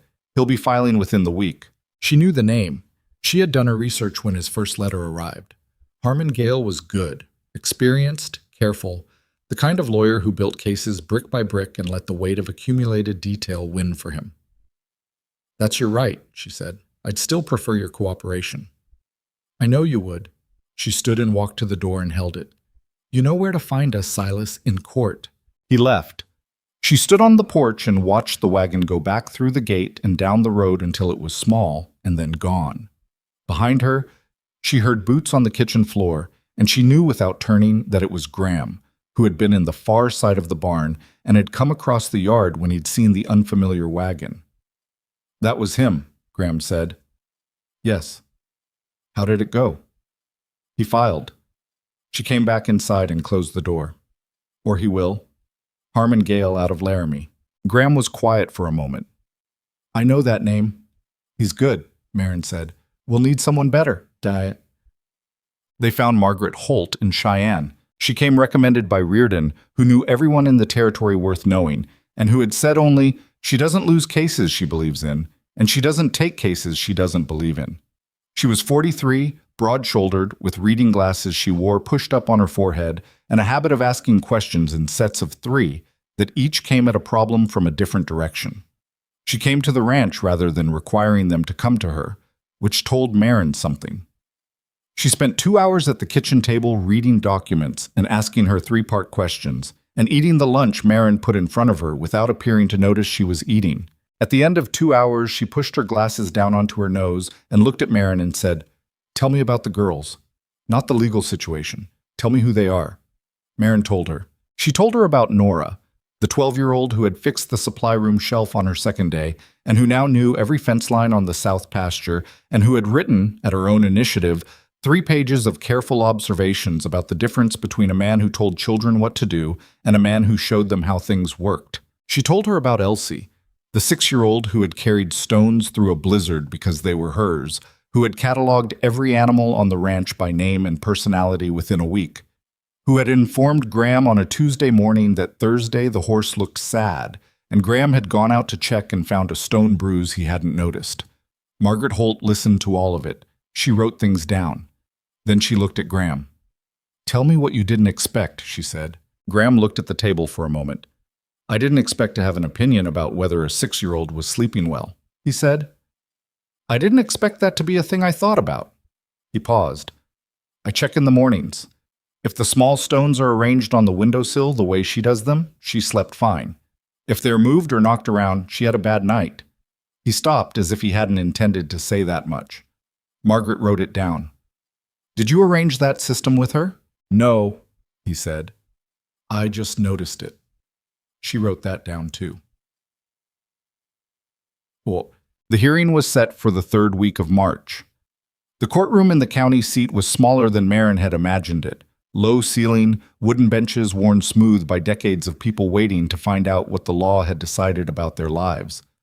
The judge was a man named Aldrich, somewhere past 60, with the unhurried manner of someone who had heard every variety of human desperation and had stopped being surprised by it without becoming indifferent to it. Silas sat at the opposing table with Harmon Gale, who was exactly what Marin had expected, lean, organized, with a stack of documents precisely aligned. He looked at Marin across the room with the professional assessment of a man who had reduced her situation to its legal components and was confident in his arithmetic. Margaret Holt set her own documents on the table and pushed her glasses up and looked at the judge and said nothing yet.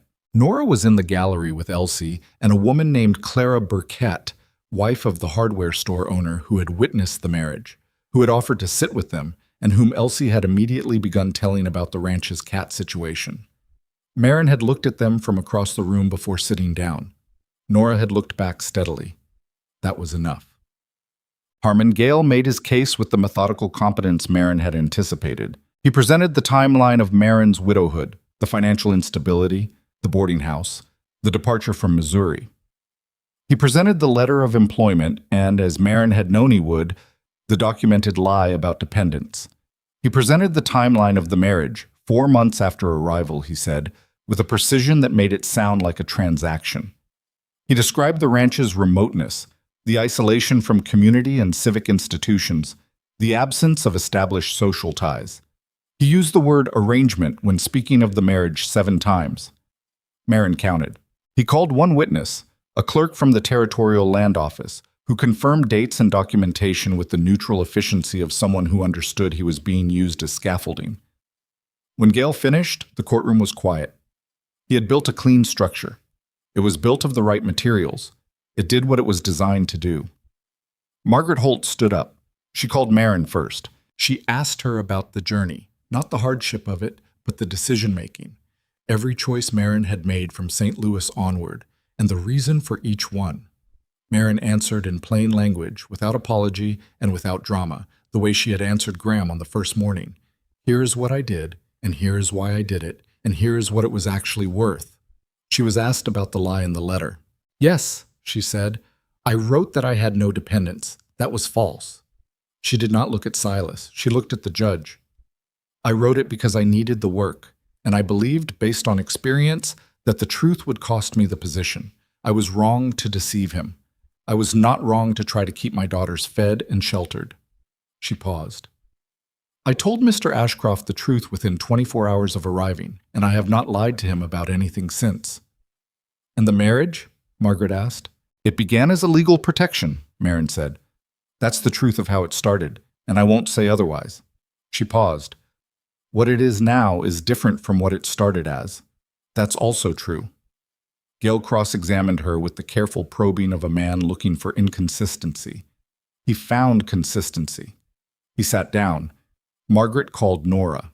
The girl walked to the chair with the deliberate composure of a 12-year-old who had decided to be steady and was being steady through an act of continuous will.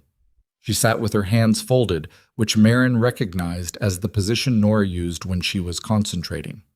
Margaret introduced a document. You wrote this? She asked.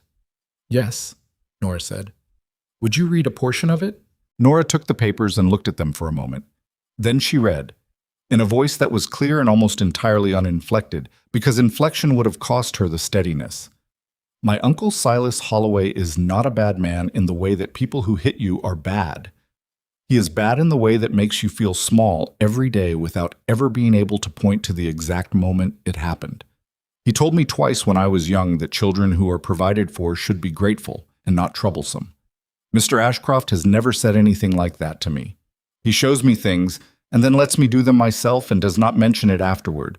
I did not know that was what fathers were supposed to do until I saw someone do it.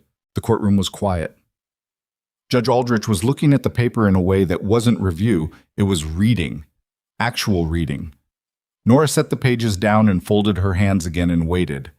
Gale declined to cross-examine her. He made this decision quickly, and Marin thought it was the most intelligent decision he made all morning. Margaret called Graham last. He walked to the chair with the unhurried directness of a man who was not afraid of the room, not because rooms didn't matter to him, but because he had decided this one wasn't going to. He sat down. He put his hands on his knees. Margaret asked him to describe a typical day on the ranch. He described it. Not the version that sounded good, the actual version, which included things that went wrong and decisions that cost time and effort, and occasionally money. He described the fence line and the cattle and the supply records and the kitchen accounts. He described it all with the same voice he used to describe everything, direct, without embellishment. When did you first realize the arrangement had become something more than legal? Margaret asked. Graham was quiet for a moment. He looked at the room, not at Marin, not at the girls. At the middle distance, the way he looked when he was thinking through something honestly. There was a morning, he said, maybe 3 weeks after they arrived. I'd been up early, the way I always am. I went past the small one's room, Elsie's room, and the door was open a few inches. She has these stones she carries. She'd arranged them on the windowsill before she went to sleep. He stopped. I don't know why I noticed them. I just did. And the next morning I noticed whether they were the same or different, and I understood something about whether she'd slept well from that. And then I noticed I was doing it every morning. He looked at the judge. I didn't plan to. It wasn't a thing I decided to do. It was just a thing that had become part of the morning, checking whether the stones were right. He paused once more. Which meant she'd come through the night okay. The courtroom was very still. I never planned to be a father, he said. I don't know that I'm a good one, but somewhere in the winter I found myself—" He stopped, found the word. Accountable. For whether those girls were all right. Not because the law said I was, because I was. He stopped talking. Margaret said, "Nothing further," and sat down. Gale stood for cross-examination. He asked 3 questions, competent, precise, aimed at establishing the brevity of the arrangement and the speed of the marriage. Graham answered all 3 accurately and without expansion. Gale sat down. Judge Aldrich looked at his papers. He looked at the room. He did not look like a man who had been surprised by anything, but he had the expression of someone who had heard something he was going to carry around for a while. "I'll take a recess," he said. 1 hour. The hour was the longest Marin had lived since the night in the blizzard. She sat on a bench outside the courtroom with Graham on one side and Nora on the other, and Elsie on Nora's far side eating a biscuit Clara Burkett had produced from somewhere and explaining to Clara in detail why the striped cat was superior to the gray one. Margaret Holt stood at a distance with her documents and did not reassure anyone, which Marin appreciated. Reassurance before a verdict was just noise. Graham sat with his forearms on his knees and looked at the boardwalk. After a while, he said quietly, "I meant what I said in there." "I know," Marin said. "I didn't say it for the judge." "I know that too." He looked at her. The same look from the pasture in January, the same look from the kitchen on the morning he'd said, "Marry me." The look that came from underneath the 7 layers of weathered self-sufficiency. The look that was harder to protect than he probably knew. "Whatever happens today," he said, "that part doesn't change." She held that. She held it carefully because it was the kind of thing that could be mishandled. "Whatever happens today," she said back, "I'm not going anywhere." He nodded once and looked back at the boardwalk. Elsie leaned around Nora and said, "Are we winning?" "We're waiting," Nora told her. "Is that the same as winning?" "Not yet," Nora said. Elsie went back to her biscuit. Nora's shoulder was against Marin's arm, warm and present, and Marin thought about everything it had taken to get to a bench outside a courthouse in Wyoming territory, with a child eating a biscuit and a man beside her who had said that part doesn't change and meant it. She thought about 40 cents and a lie in a letter and a door opened in a blizzard. She thought about how far it was from there to here, and how none of it had been clean or simple, or what she had planned, and how the unplanned version had turned out to contain things the planned version never would have. Judge Aldrich was back in 45 minutes. He looked at Silas. He looked at Marin. He looked briefly at the gallery where a 6-year-old had fallen asleep against Clara Burkett's arm. He said, "The court finds in favor of the respondents in full."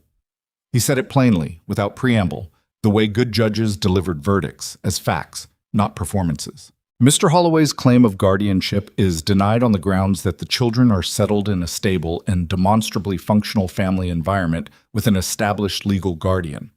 The court further finds no evidence of neglect, instability, or parental unfitness on the part of Mrs. Ashcroft. He paused. The court additionally issues a standing order barring the petitioner from filing further interference claims regarding these children without substantial new evidence of harm. Any future actions will be reviewed for grounds prior to any hearing being granted. He looked at Silas directly for the first time. "Mr. Holloway, the law can compel people to appear before it. It cannot compel them to be family. I'd encourage you to consider the difference." He closed his folder. It was over. Silas sat very still at his table. Harmon Gale was already organizing his papers with the careful efficiency of a man moving on to the next case. Silas looked once at Marin across the room, not with anger, which she had expected, but with something more complicated. Something that might have been, underneath everything, the face of a man who had genuinely believed he was right and had just been shown, plainly and publicly, that he wasn't. She didn't take satisfaction in that. It was just a man sitting with a truth he hadn't been prepared for. She looked away. Margaret was beside her saying something practical about the order and filing a copy, and Graham was standing and Nora was on her feet, and Elsie had woken up and was asking what happened, and Clara was explaining in a quiet voice that everything was fine, the family was staying together, and Elsie had said, "I know," with the absolute confidence of someone who had never genuinely doubted it. Outside the courthouse, the February air was sharp and cold, but the sky had the pale blue quality of a sky that was running out of winter. Marin stood on the steps and breathed it in and felt the verdict settle into her bones the way warmth settles in, slowly, completely, in layers. Graham came and stood beside her, not close enough to be conspicuous, just there. "It's done," he said. "It's done," she agreed. Down the steps, Nora had taken Elsie's hand and they were walking toward where the wagon was hitched. Elsie skipping the way she skipped when she had decided the day was a good one, on every third step, not on the others, a rhythm that was entirely her own. Marin watched them and felt, for the first time in a very long time, the specific texture of not being afraid. Not happiness, necessarily, not yet. That was the thing that had to be built, the same way everything worth having had to be built, slowly, with the right materials, by people willing to keep showing up for it. But the ground was solid, the threat was gone, the family was still standing. That was enough for today. The drive home from the courthouse took 2 hours, same as the drive in. The difference was everything else. Elsie fell asleep against Nora's shoulder before they cleared the town limits, which was typical. The child burned bright and then went out completely, no gradual dimming. Nora sat very straight with her sister's weight against her arm and looked out at the landscape going past, the flat white fields beginning their slow transition toward something less severe. The snow was still there, but it had the particular quality of snow that has stopped being replenished, slightly gray at the edges, granular where the sun had been working at it, settling rather than accumulating. Graham drove and didn't talk, which was the same as always, except it wasn't quite the same, because the silence had a different quality to it now. Looser, like a thing that had been under pressure and was finally allowed to just be what it was. Marin sat beside him on the bench and watched the road and thought about nothing specific for a long time, which was a luxury she hadn't had in months. After a while, Graham said, "Reardon wants to bring a colleague out in spring to do a full property survey, make everything formal and filed." "That's a good idea," Marin said. "Cost some." "It'll cost more if you don't have it when someone decides to challenge the boundary again." A pause. "True. I can look at the accounts next week, see where we have room." He nodded. The horse moved steadily through the afternoon. The road was clear enough and the sky had held its pale winter blue all day without threatening anything. "Graham," she said. Thank you for what you said today. In the courtroom." He was quiet for a moment. "I said what was true." "I know. That's what I'm thanking you for." He didn't respond to that, but his shoulders settled slightly in a way she had learned to read as acknowledgement, the version of "you're welcome" that lived in his body rather than his mouth. She had come to find this more reliable than words, which could be assembled and deployed for any purpose. The body told you what was actually happening. Behind them, Elsie made a small sound in her sleep and didn't wake. Spring came the way it always comes to Wyoming, reluctantly, in pieces, 2 steps toward warmth and 1 back toward cold. Until one morning you go outside and realize the retreating has stopped. The first real sign was the creek on the east side of the property, which had been frozen solid since November, and which Marin heard before she saw.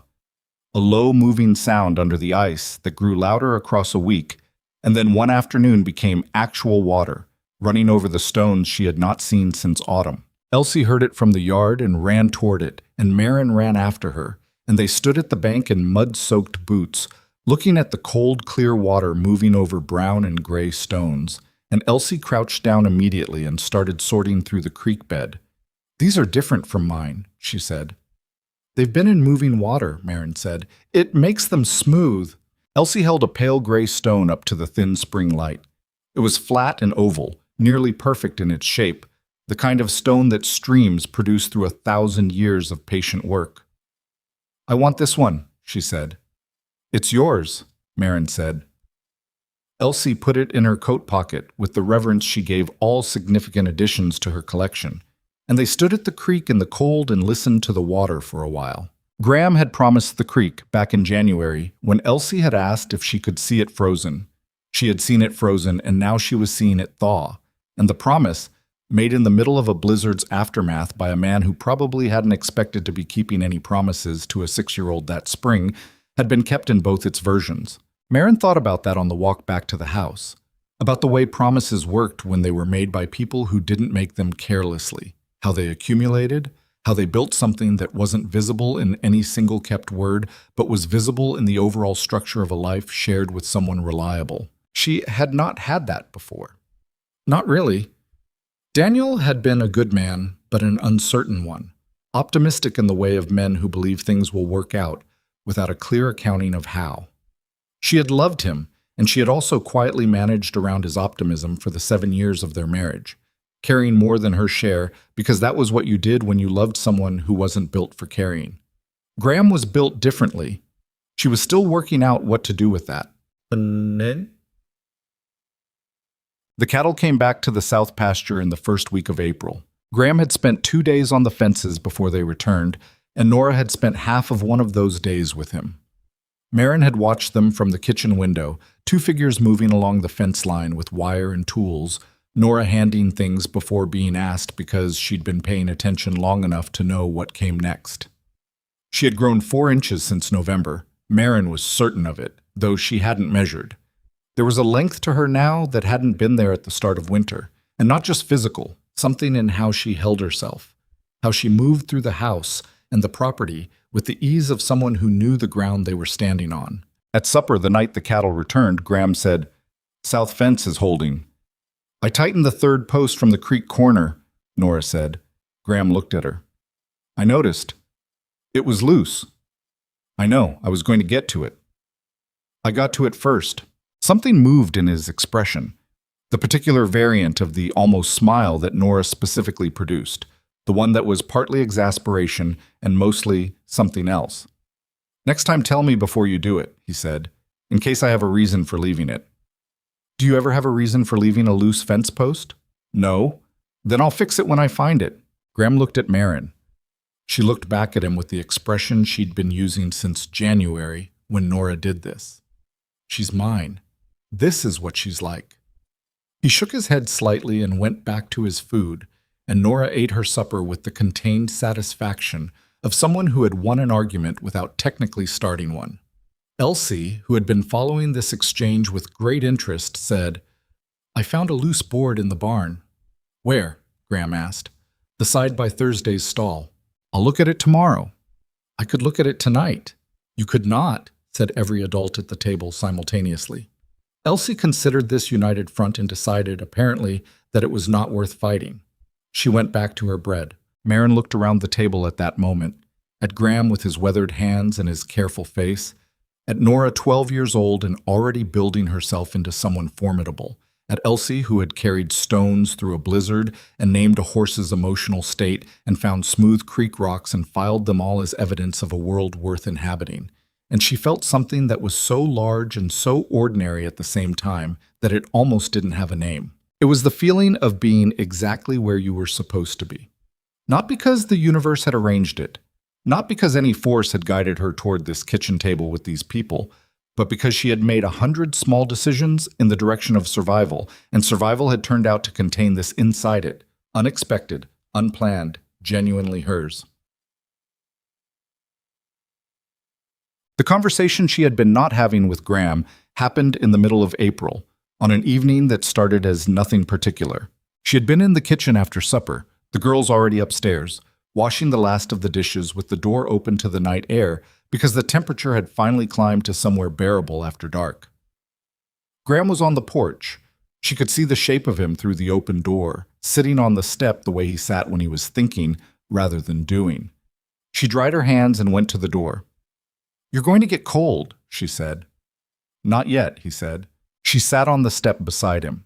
The sky was clear and enormous and full of the particular quality of stars that you only see in places this far from lantern light, layered, deep, more than you expect to be there. They sat for a while. "I've been thinking," Graham said, "about what this is." She knew what he meant. She didn't pretend otherwise. "So have I," she said. "I'm not good at—" He stopped. Tried again. "I've been alone for a long time. I know how to work. I know how to manage a property and get through winter and make decisions that are hard. I'm not practiced at—" He looked at the dark pasture. "The rest of it." "The rest of it," she said. "Saying things. The way people say things to each other when they—" He stopped again. She had never seen him have this much trouble with language, and it told her more than the words were managing to. "Graham," she said, "I'm not asking you to say things you don't know how to say." "I know you're not asking." "Then what are you—" "I'm trying to," he said. "That's the thing. I'm not explaining why I can't. I'm trying to, and it's—" He exhaled, coming out wrong. She looked at the side of his face, the jaw that was always slightly unshaved, the set of his shoulders, the way he was looking at the pasture like it was the conversation instead of him. "Then let me say what I know," she said, "and you tell me if it's wrong." He nodded. "I know that you stepped aside at a door in a blizzard because a child was cold, and that you didn't ask for anything in return, and you still haven't." She looked at her hands. "I know that you gave Nora coffee every morning before she came downstairs, and you never once mentioned it. I know that you check Elsie's stones because that's how you know she's all right, and that you came up with that system entirely on your own." She paused. "I know that you married me to protect my daughters, and that somewhere between November and March it became something that also included me, and that you are sitting on this step right now because that is harder for you to say than anything else." The night was very quiet. "Yes," Graham said. "One word, no decoration on it. I know that I arrived at your door with a lie and 40 cents and 2 children you never asked for," she said.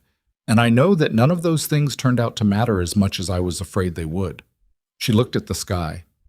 "I know that I trust you. That's not a small thing for me to say. I've been careful with trust for a long time." "I know that," he said. "And I know that what I feel toward you is—" She stopped, found the honest version. "Not what I planned for. Not what I was managing toward when I came here. It's something that happened because you are the particular person you are, and I was paying attention." Graham turned his head and looked at her, not the assessment look, not the recalibrating look, the one that was closer to the surface than he usually allowed. "I'm not going to be different than this," he said.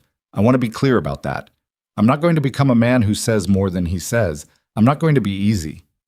"I know," she said. "I don't think you came here looking for ye—" "I came here looking for work," she said. "I found more than that. I'm not complaining." Something in his face moved. Not the almost smile, something more complete. "All right," he said. "All right," she said back. They sat on the porch until the cold finally became undeniable, and then they went inside and neither of them made more of it than it was, which was exactly enough. The kitten arrived in May, which no one had planned.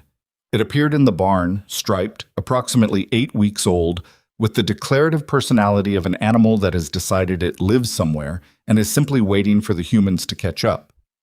Elsie found it on a Tuesday morning and arrived at the breakfast table with it tucked inside her coat and the expression of someone who has already resolved the question and is only presenting the outcome for formality.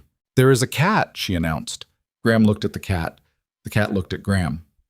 "I see that," he said. "Her name is Clover." "Why Clover?" "Because she was in the hay." He looked at the cat for another moment. "She can stay in the barn," he said. "She doesn't want to stay in the barn," Elsie said. "She wants to stay here." "Elsie?" "She followed me all the way from the barn. That means she wants to be here." Graham looked at Marin. Marin looked back at him with complete neutrality. This was not her argument. He looked at Nora, who was eating her breakfast with the careful expression of someone staying out of it.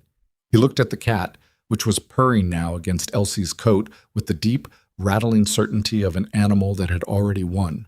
"Barn," he said. "At night." "Oh." Elsie's face reorganized into the specific expression she used when she had gotten 90% of what she wanted and was deciding whether to push for the last 10. She decided not to. "Okay," she said. Clover slept in the barn exactly twice before appearing on the kitchen floor each morning, and Graham stopped mentioning the barn, which was its own kind of answer. June came in warm and the pastures turned green with a speed that always surprised Marin, who had spent too many years in city winters and had forgotten what land looked like when it was actually fed. The South pasture, the land they'd fought for, the land that had been surveyed and documented and defended, was the richest of it, thick with the blue-stem grass that made Graham's cattle worth what they were worth. She walked it one morning in early June while the household was still waking, just to do it, just to walk across ground they'd managed to keep. The dew was still on the grass and her boots were wet by the time she reached the far fence and turned back toward the house.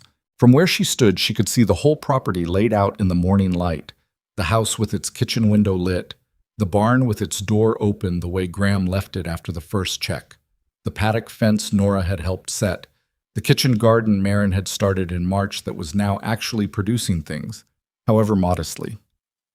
4 places at the table, muddy boots by the door in various sizes. She thought about a letter written in a St. Louis boarding house, about a lie set down in careful handwriting because the truth had felt like too expensive a thing to tell. She thought about all the ways survival looks, from the outside and the inside.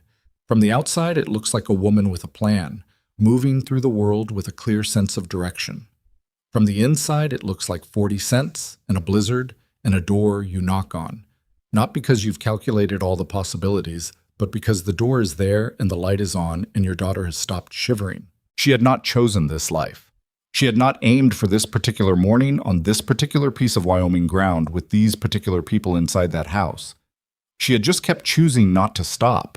That was the whole of it, really. Not courage, or not only courage. Mostly just the refusal to accept that the next door was the last one. Every hard thing she had been survived the same way. One decision, then the next. Open the door, tell the truth, ask for help, stay, fight, stay again. The love that had grown in this house had grown the same way. Not as a single event, but as accumulated choices. Graham choosing to step aside in a blizzard. Maren choosing to stop lying after the first lie. Nora choosing to trust again after too many moves and too many losses. Elsie choosing, with the simple authority of a child who hasn't yet learned to protect herself from hope, to love this place and this man and this life before anyone told her it was safe to. Children know things that adults spend years unlearning. Elsie had decided this was home the first week. She had been right. She had been right before any of the rest of them caught up with her. On a Saturday in late June, the whole family went to the creek. It had been Elsie's campaign for weeks. You promised I could see the creek when it wasn't frozen, and then I saw it in spring, but now it's summer and I want to see what's different. And eventually the Saturday arrived when there was nothing more pressing and the weather was warm and there was no good argument against it. Graham packed the wagon without complaint. Maren made bread and sliced it and wrapped it with cold beef and 2 bottles of water from the pump. Nora found a jar for whatever Elsie inevitably intended to collect. Clover attempted to come and was gently redirected. The creek in June was a different creature from the frozen thing in November or the tentative thaw of April. It ran clear and quick over its stone bed, wider than it looked in winter, shaded by the cottonwoods that had leafed out in May. The sound of it was the sound of something that had been here long before any of them, and would be here long after, patient and indifferent and somehow comforting for exactly those reasons. Elsie was in it immediately, boots off, in the shallows up to her ankles and gasping at the cold and laughing at herself for gasping. Nora sat on a flat rock at the bank with her feet dangling and watched her sister with the look she used when she was allowing herself to be happy without analyzing it too hard, a skill she was still learning and improving. Graham had brought his field notes on the property survey and was reviewing them against the actual landscape, which was the kind of thing he did even on Saturdays.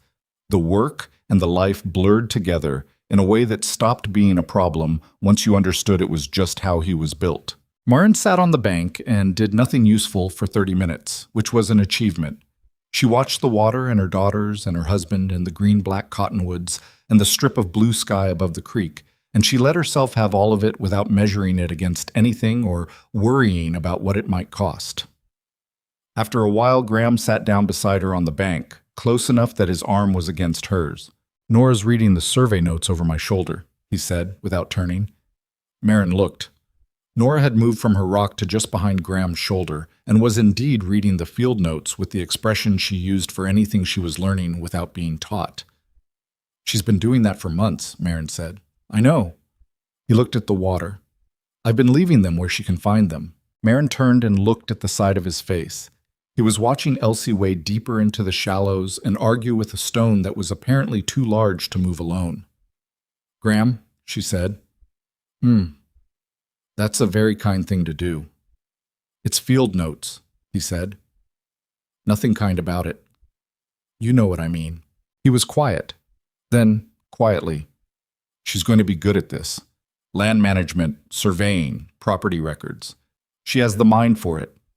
He watched Nora bend down to look at a notation more closely. The girl's face, intent and focused.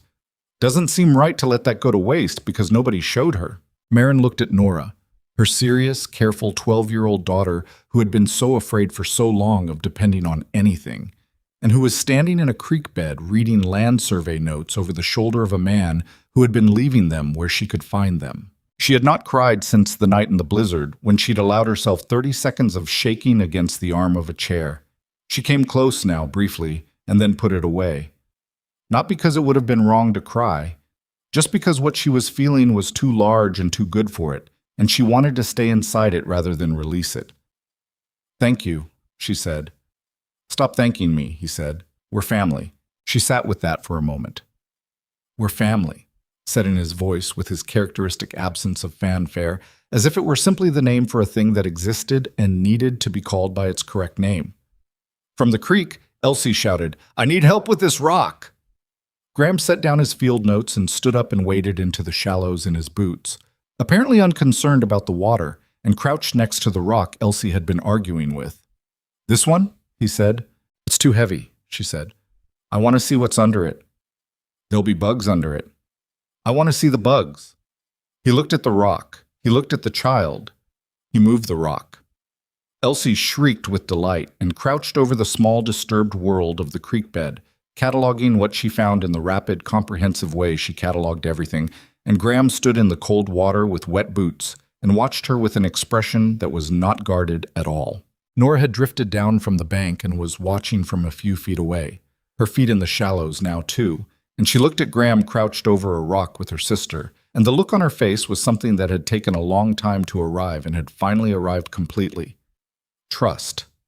Not cautious trust, not provisional trust, the kind that has been tested and held.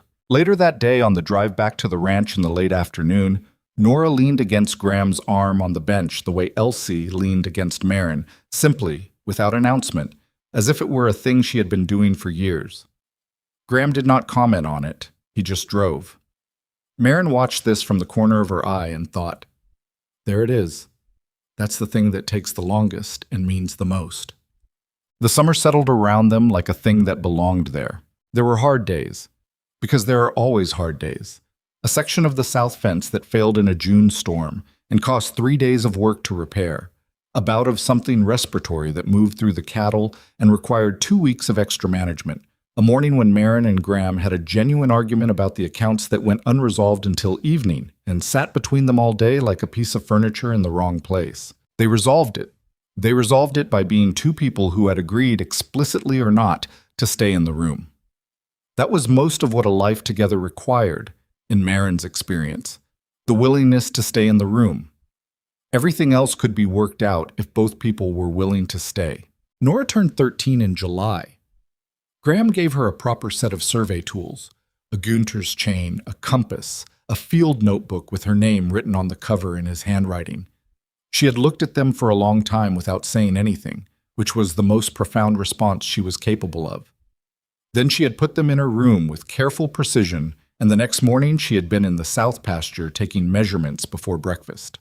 Elsie's collection of stones had outgrown its original cloth pouch and required a dedicated wooden box that Graham had made over 3 evenings in the barn, measuring Elsie's specifications with the same care he gave a fence post, which was the same care he gave everything.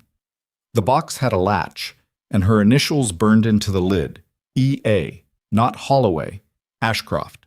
She had asked for it specifically. Marin had not suggested it. Elsie had said simply, "I want it to say my name," and Graham had said which name, and Elsie had said my real name, and that had been that.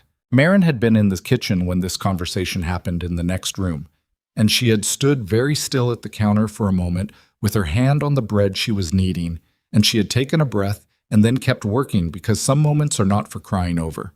They are for carrying quietly and taking out later when you're alone to look at. In the evenings of that summer, after supper and after the girls were upstairs, and the house had settled into its night sounds, Marin and Graham would sometimes sit on the porch the way they had in April, not always talking, often not, just present in the same space, in the dark and the cooling air and the sounds of Wyoming summer, which were different from Wyoming winter in every way and no less themselves. She had thought, when she'd left St. Louis, that survival was the goal.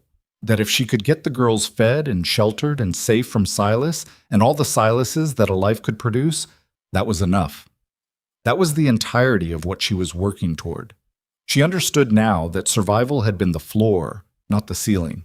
The ceiling was this specific and improbable thing assembled from a lie and a letter and a blizzard, and a man who stepped aside because a child was cold and never quite stepped back again. From a 12-year-old with survey tools and a 6-year-old with a box of stones that said EA on the lid. From two people who were genuinely not easy sitting on a porch in the dark and finding that the silence between them was the kind worth keeping. You do not find a life like this, Marin thought. You build it the way you build anything that has to last, slowly, with attention, out of materials that aren't always ideal, by showing up for it every day, even when showing up is the only thing you have to offer. The most important choices she had made since Daniel died had not felt, in the moments of making them, like important choices. They had felt like the next thing, the only available option, the door that happened to be there, the 40 cents, the letter, the knock in the blizzard, the decision to tell the truth the morning after, the decision to stay. She had been stumbling towards something she couldn't see yet. She could see it now. It was the lamplight in the kitchen window, visible from the pasture and the road and the creek, and probably the far fence line on a clear night. It was 4 places set at the table before anyone sat down.